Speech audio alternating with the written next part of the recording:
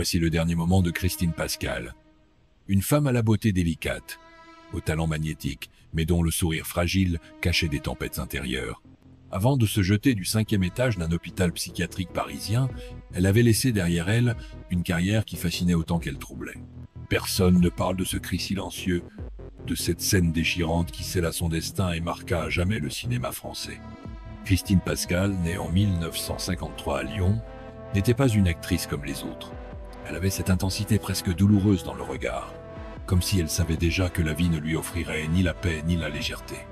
Dans les années 70 et 80, elle s'impose sur l'écran, jouant des rôles qui semblaient faits pour elle. Des femmes complexes, passionnées, parfois déchirées entre désir et abîme.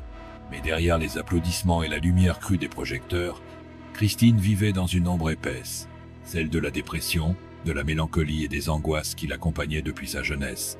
Avant de devenir réalisatrice, elle était avant tout une conteuse d'âme torturée. Son cinéma était une extension d'elle-même, un miroir qui reflétait ses peurs et ses obsessions. Avec des films comme Le Petit Prince à 1992, elle a touché le cœur du public et des critiques, dévoilant une sensibilité rare, parfois inconfortable, comme une vérité que l'on préfère ignorer. Mais le succès ne l'a jamais protégée de ses démons intérieurs. En 1996, alors qu'elle lutte encore contre ses pensées sombres, Christine est hospitalisée dans une clinique psychiatrique. Les témoignages racontent une femme épuisée, oscillant entre lucidité et désespoir. Quelques heures avant sa mort, elle aurait confié à un proche « Je ne sais plus comment faire pour vivre ». Ces mots résonnent aujourd'hui comme un dernier écho d'une âme en détresse. Sa chute, tragique et silencieuse, est devenue une métaphore de son combat intérieur. Une femme qui voulait voler, mais que la vie a brisée.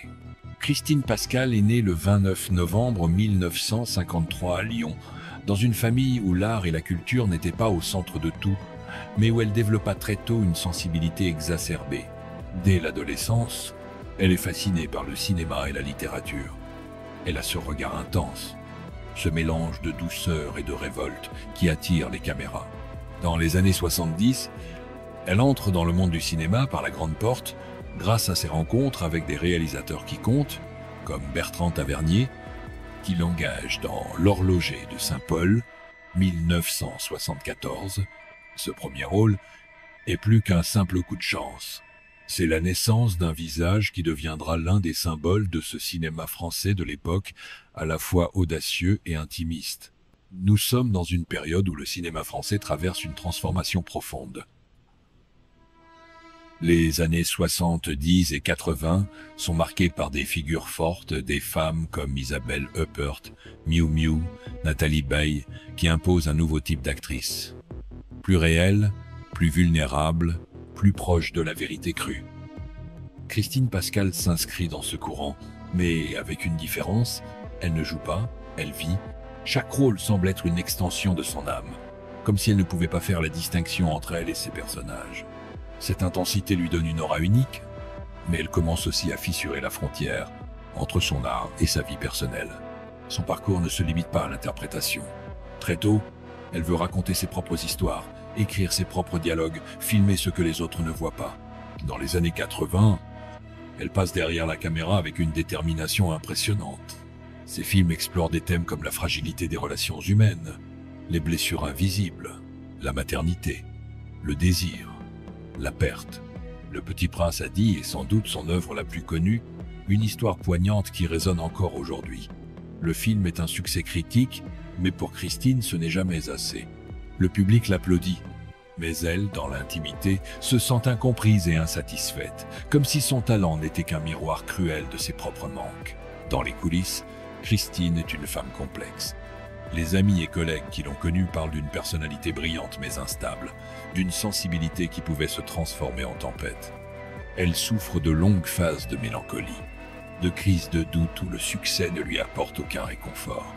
Le cinéma, au lieu de la sauver, semble parfois amplifier ses douleurs. Elle disait un jour « Chaque film que je fais est une tentative de guérison, mais je sors de chaque tournage plus fatigué qu'avant. » Ces mots en disent long sur le gouffre qui se creusait en elle. Dans les années 90, alors que sa carrière semble à son apogée, Christine Pascal se retrouve prise dans une lutte invisible, celle contre la dépression. À cette époque, la maladie mentale est encore largement taboue dans le milieu du cinéma, surtout pour une femme. On parle de son talent, de ses choix artistiques, mais jamais de ses larmes derrière les portes fermées. C'est ce contraste entre la lumière publique et l'ombre privée qui rend son histoire si tragique et fascinante. Le thème principal de sa vie et de son œuvre se dessine ici, la tension permanente entre la création et la destruction, entre la quête d'absolu et l'incapacité de supporter le poids du réel. Christine Pascal n'était pas seulement une actrice ou une réalisatrice. Elle était une âme en feu, une artiste qui a laissé une empreinte indélébile dans le cinéma français, mais au prix de sa propre paix intérieure. Son destin nous oblige à nous poser une question dérangeante. Jusqu'où le génie peut-il cohabiter avec la douleur sans s'y perdre? Voici où commence l'ascension fulgurante et la descente vertigineuse de Christine Pascal. À partir de la fin des années 70, son nom devient indissociable d'un cinéma d'auteur audacieux et sensible. Elle brille dans « Que la fête commence » 1975, puis dans « Des enfants gâtés » 1977 de Bertrand Tavernier. Les critiques voient en elle une actrice rare, capable d'incarner des personnages d'une intensité psychologique bouleversante. Elle n'a pas besoin de dialogue spectaculaire. Un regard, un silence, une légère cassure dans la voix suffisent à exprimer l'inexprimable. Mais c'est précisément cette intensité qui commence à la consumer. L'événement initial qui marque sa vie artistique est sa décision de se lancer dans la réalisation. À une époque où très peu de femmes réalisatrices parviennent à s'imposer dans le cinéma français, Christine ose franchir ce pas. En 1985, elle réalise La Garce, un film sombre et viscéral qui ne laisse personne indifférent. Pourtant, derrière la caméra, elle sent le poids de devoir prouver constamment sa valeur dans un milieu dominé par les hommes. La presse spécialisée ne lui fait aucun cadeau, parlant tantôt de sensibilité féminine, tantôt de cinéma trop fragile. Christine vit chaque critique comme une blessure personnelle. Le véritable tournant se produit avec Le Petit Prince, a dit en 1992. Le film, avec Richard Berry et Anémone, raconte l'histoire d'une petite fille atteinte d'une maladie incurable et de la relation complexe avec ses parents séparés. Cette œuvre, profondément émouvante, est saluée comme un chef-d'œuvre d'émotion et de vérité. Elle obtient le César du meilleur scénario et un succès critique retentissant. Pour beaucoup, c'est la consécration d'une réalisatrice qui sait transformer la douleur en art. Mais ce succès est ambigu. Il met Christine sous les projecteurs, la poussant à se dépasser encore plus, alors même que ses forces intérieures s'épuisent. Dans l'intimité, Christine Pascal mène une vie chaotique. Ses proches racontent une femme qui oscillait entre des moments de créativité frénétique et des périodes de profonde détresse. Les rumeurs évoquent des disputes sur les tournages, des crises de larmes incontrôlables et une hypersensibilité qui faisait d'elle une collaboratrice aussi brillante que difficile. Elle vivait chaque tournage comme une épreuve émotionnelle extrême, comme si elle y jouait sa propre survie. On raconte qu'elle pouvait pleurer des heures sur un détail de scénario, convaincue que l'essence du film résidait dans cette nuance invisible pour les autres. Puis vient l'événement inattendu. En 1986, alors qu'elle travaille sur de nouveaux projets, Christine est rattrapée par ses vieux démons. Elle souffre de crises de panique et de dépression sévères. Sa santé mentale se dégrade rapidement, au point qu'elle doit être hospitalisée dans un établissement psychiatrique à Garches, près de Paris. Les témoignages rapportent qu'elle se sentait enfermée, piégée par des traitements qu'elle jugeait trop lourds. Certains affirment même qu'elle avait confié à un ami qu'elle ne voyait plus de lumière au bout du tunnel. Le point culminant survient un matin d'août 1986. Christine, alors âgée de 42 ans, se jette par la fenêtre du 5e étage de l'hôpital. La nouvelle choque le monde du cinéma français. Comment une femme si talentueuse, reconnue et admirée, a-t-elle pu en arriver là? Les médias s'emparent de l'histoire, mais souvent sans comprendre la complexité de son mal, être. Pour beaucoup, cette mort tragique devient une sorte de symbole, celui de l'artiste trop fragile, broyé par ses propres émotions et par un milieu impitoyable. Les conséquences de sa disparition sont immenses. Ces films, qui jusque-là étaient vus comme des œuvres sensibles, prennent une dimension presque prophétique. Le Petit Prince, a dit, en particulier, est perçu comme une sorte de testament spirituel, un cri de douleur déguisé en fable poétique. Les spectateurs qui revoient ces œuvres après 1986 y découvrent des échos troublants de ses luttes intérieures. La mort de Christine Pascal ne met pas seulement fin à une carrière prometteuse, elle laisse aussi un vide immense dans le cinéma français, comme si une voix singulière et essentielle s'était tue trop tôt. Sa disparition soulève également des débats sur la santé mentale dans le milieu artistique. Les témoignages d'amis proches révèlent une femme qui ne trouvait aucun espace pour exprimer ses douleurs hors de ses films. La pression médiatique, la critique sévère et une industrie où la vulnérabilité est souvent perçue comme une faiblesse ont sans doute aggravé son isolement. Certains journalistes, des années plus tard, évoqueront une forme de silence coupable autour de son état psychologique, comme si parler de dépression était alors un tabou insurmontable. Ainsi, la conclusion de son histoire n'est pas seulement celle d'un destin brisé, mais aussi celle d'un miroir tendu à toute une génération d'artistes. Jusqu'où faut-il se sacrifier pour l'art? Le génie créatif de Christine Pascal, aussi lumineux soit-il, était nourri par une douleur profonde. Et peut-être que cette douleur, jamais apaisée, l'a mené vers son ultime geste, ce saut dans le vide qui reste gravé comme l'un des plus tragiques adieux du cinéma français. Rappelez-vous ce que vous avez vécu la première fois que vous avez entendu la nouvelle. Christine Pascal est morte. Ce n'était pas simplement une annonce tragique, mais un choc national. Derrière les titres de presse et les hommages, il y avait une histoire bien plus sombre, celle d'une femme enfermée dans une spirale silencieuse de douleur. Ce que le public ne savait pas, c'est que la réalisatrice de Le Petit Prince a dit, derrière ses succès artistiques, se battait depuis des années contre des crises de dépression sévères, amplifiées par une hypersensibilité quasi maladive. Dans les coulisses, Christine ne cachait pas son mal-être à ses proches. Elle disait souvent « Je me sens étrangère au monde », comme si tout sonnait faux autour de moi. Ces mots résonnaient comme un avertissement, un cri d'alarme. Mais qui pouvait réellement comprendre la profondeur de ce gouffre intérieur?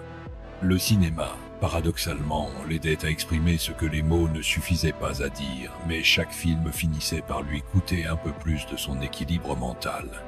Certains acteurs qui ont travaillé avec elle racontent qu'elle entrait dans ses rôles comme dans une transe, incapable de se protéger émotionnellement. Elle vivait ses films comme une brûlure, confia un jour Richard Berry. La vérité noire se révèle dans les semaines qui précèdent sa mort. Christine est hospitalisée dans une clinique psychiatrique suite à une crise particulièrement violente. Les témoignages racontent une femme épuisée par les médicaments, perdue entre lucidité et hallucination. Elle confie à un ami « J'ai peur de ne plus jamais revenir à moi-même ». Ces paroles, à la fois fragiles et désespérées, illustrent la douleur d'une femme qui ne supportait plus de vivre dans cette prison invisible qu'était devenue son esprit. L'un des aspects les plus méconnus de cette histoire est le sentiment d'injustice qu'elle ressentait face au milieu du cinéma. Bien que respectée, elle se sentait souvent sous-estimée ou classée dans des catégories réductrices. En tant que réalisatrice femme, elle devait constamment prouver qu'elle méritait sa place dans un univers dominé par les hommes. Certains producteurs lui reprochaient de faire des films trop sombres, trop féminins, ce qui la blessait profondément. Elle avait cette conviction que son cinéma était avant tout un miroir de la vérité humaine, et non une simple sensibilité féminine. Ce conflit permanent entre son art et l'étiquette qu'on voulait lui coller accentuait son malaise.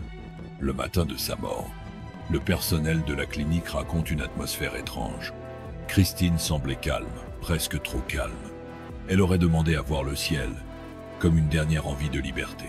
Quelques heures plus tard, elle se jette dans le vide. Un geste brutal, mais qui, pour elle, signifiait sans doute la fin d'un combat intérieur devenu insupportable.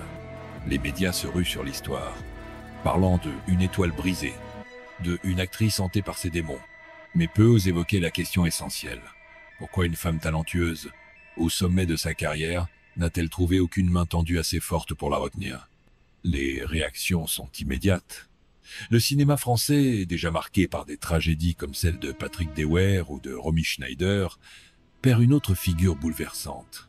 Les journaux publient des hommages, des photos de ses rôles les plus marquants, des extraits de ses interviews où l'on devine entre les lignes une profonde vulnérabilité. Le public, quant à lui, redécouvre ses films, mais avec une nouvelle lecture.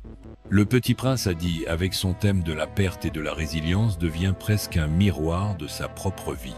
Comme si, à travers ce film, Christine avait déjà mis en scène sa propre douleur. Derrière les projecteurs, ses proches expriment leur colère. Certains dénoncent le manque de soutien psychologique pour les artistes, un sujet tabou à l'époque. Un ami dira « Christine avait besoin d'aide, pas de silence ». Cette phrase, cruelle de vérité, souligne l'isolement dans lequel elle s'était retrouvée. Il y a également des rumeurs sur le traitement qu'elle recevait à l'hôpital, certains affirmant qu'elle se sentait prisonnière, incapable de supporter l'enfermement. Cette mort dramatique n'a pas seulement laissé un vide dans le cinéma, elle a aussi révélé les fractures d'un système qui glorifie les artistes mais ne sait pas prendre soin d'eux. La vérité noire, celle qui se cache derrière les applaudissements et les tapis rouges, c'est que beaucoup d'artistes comme Christine Pascal vivent une double vie, celle brillante que l'on voit à l'écran et celle douloureuse qui se déroule dans l'ombre. Aujourd'hui encore, parler de Christine Pascal, c'est évoquer non seulement son immense talent, mais aussi ce cri silencieux qu'elle a lancé au monde. Je ne sais plus comment faire pour vivre, avait-elle confié peu avant sa mort. Cette phrase, brutale et bouleversante, reste gravée comme un écho de son âme fragile. Christine Pascal reste une figure à la fois fascinante et tragique du cinéma français. Pour notre chaîne, elle incarne ce mélange de talent brut et de fragilité psychologique qui fait naître des légendes. Ce qui frappe le plus, ce n'est pas seulement son jeu d'actrice ou la qualité de ses films, mais la sincérité bouleversante qui transparaît dans chacune de ses œuvres. On sent qu'elle ne jouait pas pour plaire, mais pour dire quelque chose de profondément vrai, de viscéral sur la condition humaine. Il y a chez Christine Pascal une sorte de lumière brisée. Chaque personnage qu'elle a incarné, chaque scène qu'elle a réalisée, semble être le reflet d'une quête intérieure, comme si elle cherchait à résoudre un mystère intime à travers l'art. Le cinéma de Christine ne laisse pas indemne. Il est fait de silences lourds, de regards qui perçants, de dialogues où chaque mot pèse. On ne peut pas le regarder sans ressentir un mélange de beauté et de malaise. Mais la vraie question est, avons-nous, en tant que public, vraiment vu la femme derrière l'artiste? Avons-nous compris la douleur qu'elle portait? Ou l'avons-nous réduite à un simple symbole du génie torturé? Ce mythe, aussi romantique qu'il puisse paraître, est d'une cruauté absolue. Derrière l'icône, il y avait une femme qui voulait simplement vivre, aimer, créer, mais qui ne trouvait aucun espace où sa vulnérabilité pouvait exister sans être jugée. Notre opinion est que Christine Pascal mérite d'être redécouverte non pas uniquement comme une actrice ou une réalisatrice tragiquement disparue, mais comme une pionnière. Elle a ouvert la voie à une génération de femmes cinéastes, en osant aborder des sujets intimes et tabous, en racontant des histoires où la vérité émotionnelle passe avant tout. Ces films sont d'une modernité étonnante. Ils parlent de solitude, de relations brisées, de ce vide intérieur que l'on connaît tous à un moment ou à un autre. Aujourd'hui, dans un monde où l'on parle davantage de santé mentale et d'équilibre psychologique, l'histoire de Christine Pascal résonne encore plus fort. Elle nous rappelle que derrière chaque sourire public se cachent parfois des tempêtes invisibles. Elle nous pousse aussi à questionner l'industrie du cinéma, si prompte à glorifier les succès, mais souvent silencieuse face aux détresses de ceux qui en sont les piliers. Nous aimerions connaître votre opinion. Que ressentez-vous en redécouvrant les films de Christine Pascal, maintenant que vous connaissez les douleurs qui les ont façonnés? Voyez-vous dans son œuvre un cri de vérité, une forme d'autobiographie émotionnelle? Ou pensez-vous que sa disparition tragique a trop marqué notre perception de son art? Quoi qu'il en soit, Christine Pascal ne doit pas être seulement une histoire triste, mais aussi une inspiration. Une artiste qui a osé vivre intensément, même si cela signifiait se brûler les ailes. Il y a des histoires qui ne s'effacent jamais, des destins qui continuent de vibrer bien après la fin.